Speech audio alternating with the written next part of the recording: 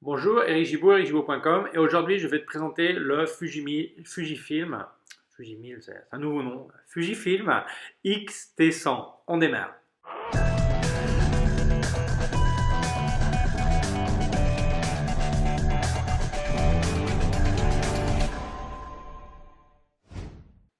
Alors tout d'abord, merci beaucoup à photosula.com de m'avoir prêté l'appareil photo pour faire les essais et comme d'habitude me laisser dire ce que j'ai envie de dire. C'est quand même sympa de pouvoir me laisser parler.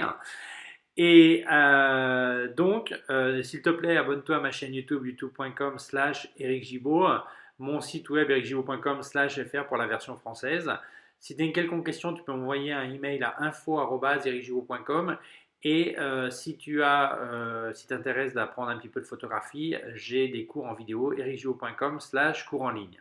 Allez, on démarre. Alors, ce petit Fujifilm, c'est un APS-C, hein, comme tu vois, les objectifs sont aussi interchangeables, c'est un mirrorless.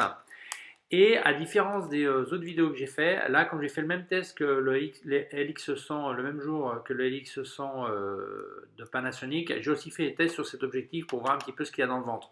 Parce que comme c'est un objectif de base, ça peut être intéressant de savoir un petit peu ce qu'il sait faire. Ok.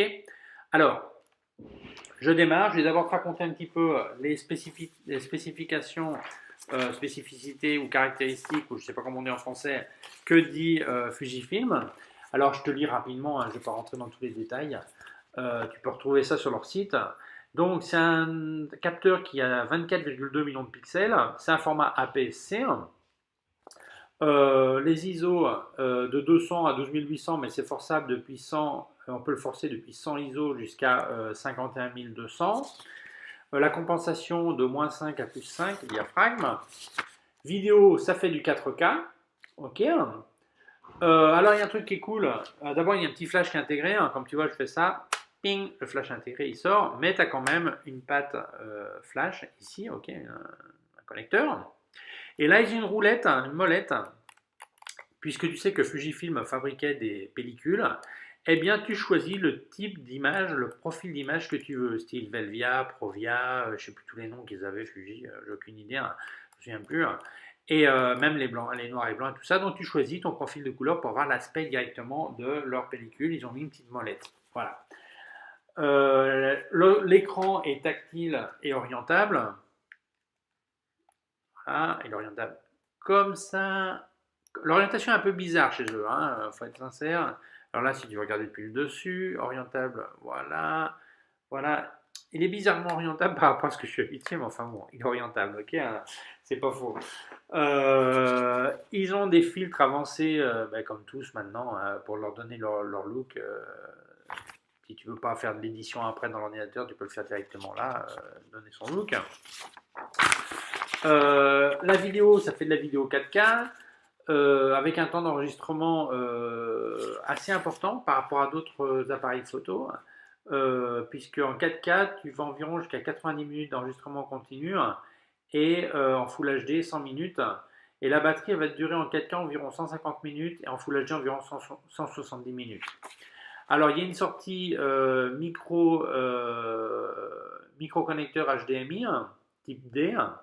Et après, au niveau du micro externe, beaucoup de gens me demandent, il n'y a pas de connecteur micro externe seul, simplement c'est un micro qui partage où tu mets un micro, un connecteur où tu mets un micro, où tu mets une télécommande. Donc il faudra que tu choisisses. Moi je pense que les télécommandes ont moins en moins de sens, puisqu'on peut pratiquement tous les appareils photo, maintenant on peut les gérer depuis un téléphone, donc autant mettre un micro si tu as besoin de faire de la vidéo. Voilà. Alors, qu'est-ce que j'allais dire d'autre important? Ben voilà, je prends l'appareil, je vais te raconter. Hein. Alors, prise en main, bien. Le viseur, Fujifilm, tu sais faire mieux. Peut-être plus cher, mais tu sais faire mieux. Moi, je trouve que le viseur est c'est pas très net. Je trouve pas ça super, super. Alors, il y a un truc que j'aime pas, c'est, mais ça, sur plein d'appareils photo, c'est comme ça. Ici, tu as le petit bouton d'enregistrer la vidéo, hein, ok. Mais il n'y a pas un bouton spécial pour dire je suis en mode vidéo. C'est-à-dire que c'est quand tu appuies sur le bouton, c'est on commence à enregistrer. Donc le cadrage au départ, tu ne le vois pas en 16 neuvième tant que tu n'as pas démarré enregistré. Mais il y a plein d'appareils photo qui sont comme ça, je trouve ça dommage. Donc voilà, c'est un petit peu un truc qu'il n'y a pas. Mais enfin, je ne peux pas demander tous les trucs pro sur un truc d'entrée de gamme, évidemment. Donc il ne faut pas exagérer non plus. Mais c'est dommage, parce que je pense que ça serait cool d'avoir ça.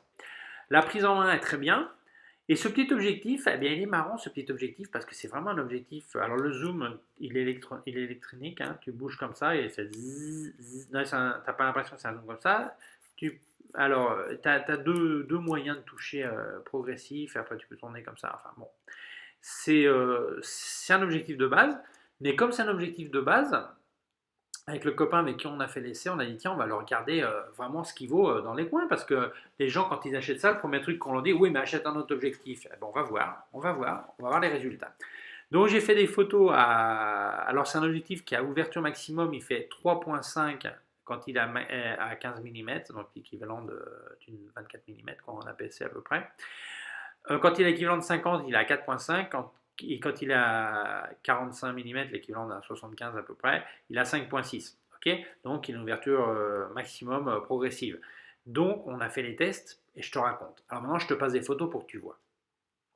Donc à grand angle, à 3.5 au centre, il est très bien et dans les coins il est pas mal. À f8 au centre, il est nickel et dans les coins il est très bien, nickel. Et f16 au centre, il est nickel et dans les coins, la diffraction n'est pas énorme, donc c'est pas mal du tout. Après, je me suis mis à l'équivalent d'un 50 mm.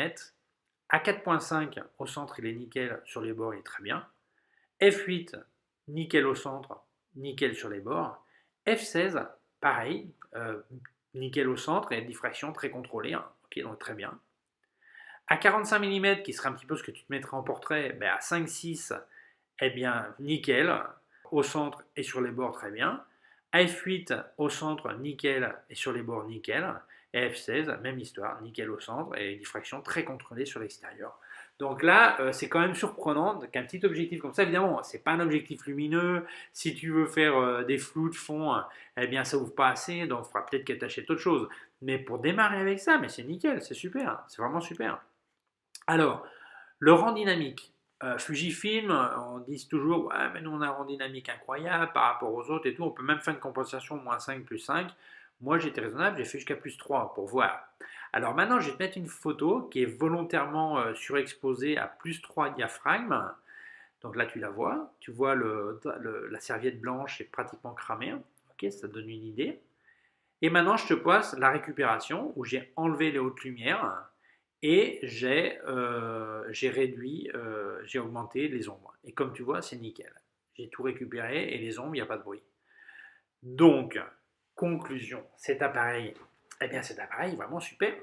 C'est quand même un petit appareil que tu dis, est-ce qu'il vaut mieux que j'achète un réflexe ou j'achète ça? Eh bien moi je pense qu'il est dans une gamme dans les 500 et quelques euros. Là il en offre d'ailleurs, ce mois-ci Photoswap me disait qu'il y avait 100 euros de remise. Moi, je pense que dans cette gamme de prix, on peut vraiment pas pleurer, quoi. C'est vraiment bien supérieur, à mon avis, à ce que tu auras en réflexe dans cette gamme de prix. Surtout que l'avantage des micro 4 tiers, c'est que tu as plein de fonctions, tu vois ce qui t'arrive avant de faire la photo.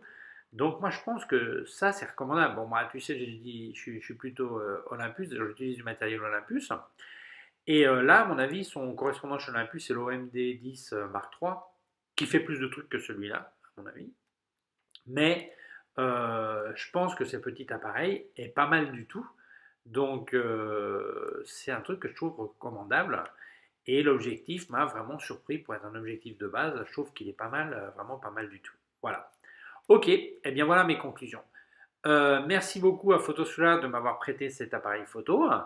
Merci à toi d'avoir regardé la vidéo. N'oublie pas de t'abonner sur ma chaîne YouTube, youtube.com/Eric Gibaud. Mon site web, ericgibaud.com/fr pour la version française. Mes cours en ligne, ericgibaud.com/fr/cours en ligne. Si tu as une quelconque question, tu peux m'envoyer une vidéo, un email, un email à info@ericgibaud.com.